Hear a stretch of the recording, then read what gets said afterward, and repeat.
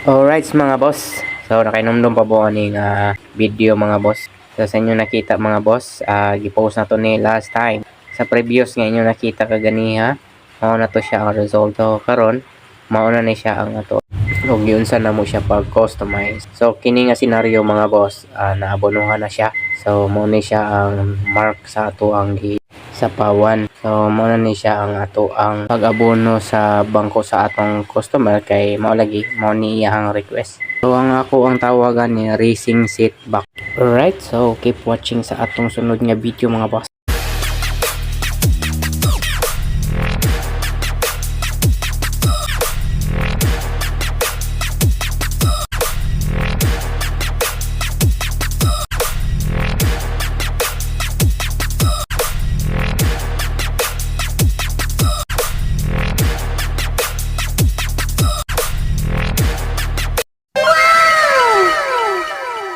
So karon mga boss, mao na siya ang ato ang result sa ato ang customize. So dako kayo siya og nausab mga boss no sa previous niyang bangko.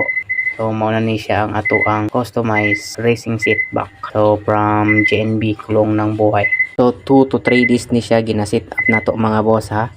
Kung magpa-set up mo ana diri og siyempre mga boss, mapa-picture dyan na ang owner.